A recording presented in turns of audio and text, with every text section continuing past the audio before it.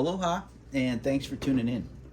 So, I'm throwing this video out as just kind of a quick update. I'm rebuilding the downstairs cockpit, just put the new computer in, just loaded Microsoft Flight Simulator and X-Plane 12.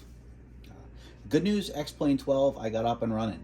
Bad news, Microsoft Flight Simulator, not so much. Continue to have issues, even with the vanilla baseline, no mods, no add-ins Microsoft Flight Simulator. It continues to give me quirks. So if you're somebody who knows how to work with those pop-outs when they're not popping out, i.e. troubleshooting the pop-outs, by all means, please throw a comment below, something I didn't know how to do, or something I could try. Because the GNS 530, that first pop-out with the first display on the Cessna 172, I can't pop that out at all.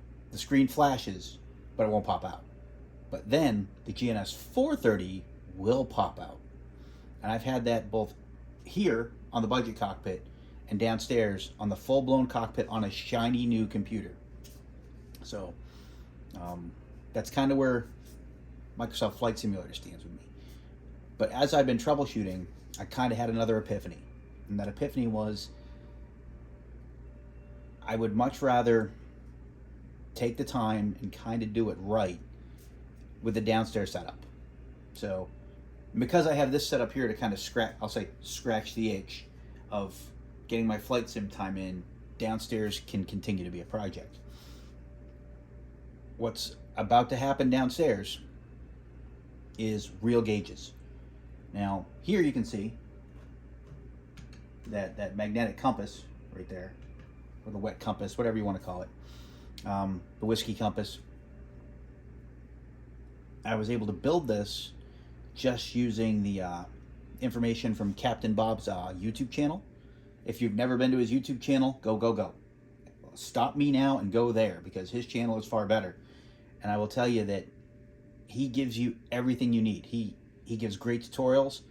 And when you watch the video from 3 years ago on this one, because he built this like 3 years ago, even when he was much younger, he is so good at explaining what he does, laying it out, and just giving you the information you need. I can't say enough good things about him.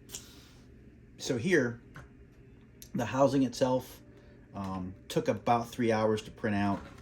But when I printed the housing, I also printed out this part here, because this is just a plastic like portion of a cylinder, and then the back panel. And this is just a shipping label with the actual tick marks and indications and degrees that you can just put on there. All wired up to an Arduino Mega. Now I'm not going to get into the building of it because Captain Bob's channel already has all of it. If you follow his channel, you download everything from his channel, you will have success. Because if I can do this, pretty much anybody can too. But this is what kind of convinced me to go the hardware route versus the software route. So downstairs, going to become very specialized. Upstairs, far more generic. Kind of where I'm headed. So when you see the update coming, and I'm probably going to do a big reveal when I get to it, that will be how the downstairs cockpit is configured. And I may actually do some videos showing you the build for that part of the cockpit itself. Now, I'm hoping that I can get the GNS 530 popped out so that I can keep that GNS 530 in the downstairs cockpit. Or I may just have to dedicate it to being an X-Plane setup downstairs. We'll see how that goes.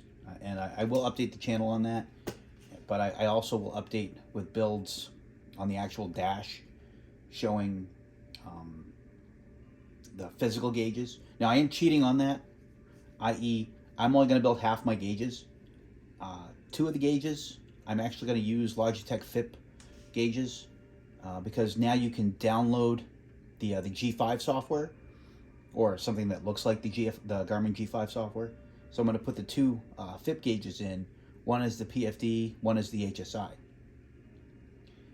And then I ordered gauges from Captain Bob's website, because you can actually order physical gauges from his website, either as a kit or have them built. And I'll be honest, his videos have been so awesome, and watching him build them, I know he builds things pretty well.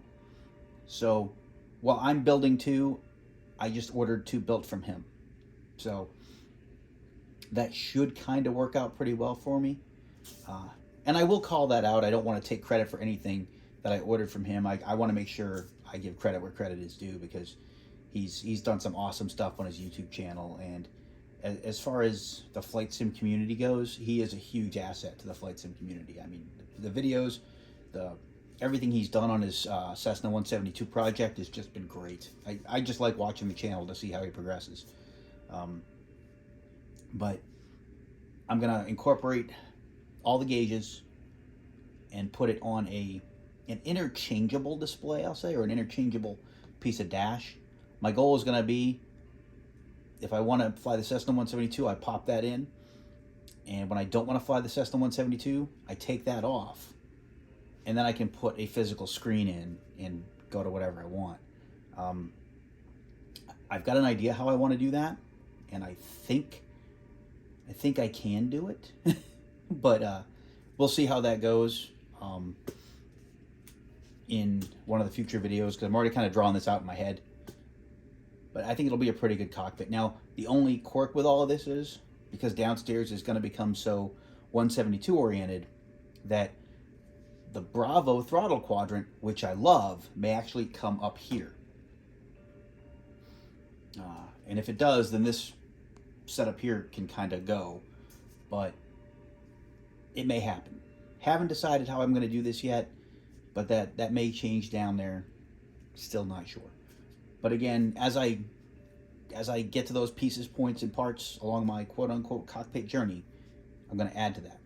And a quick shout-out, because the downstairs cockpit, if it does go to X-Plane, I'm going to be kind of mimicking another YouTube channel I saw, Cess Sim. I love his setup, and I may be replicating some of that if I do end up on an X-Plane setup downstairs. So big shout out to him. Love his channel. And again, I may emulate what he does setup wise, if I can't get Microsoft Flight Simulator to do everything I want to do. But that's it in a nutshell. That's kind of where we're at. And you can see in the background, I am reloading from scratch yet again, following Microsoft's troubleshooting to try and get my GNS 530 to pop out. If I have any success on that, I'll probably try to update the channel. But long-winded rant, just to kind of tell you where I'm at right now. Questions, comments, concerns, obviously throw them below. Thanks for watching. Greatly appreciate everybody watching till the end if you do. And people who have contributed to like helping me so far. There's been people who've thrown awesome comments in. I just want to say thank you. It's all greatly appreciated. So, as always, stay safe and happy flying out there.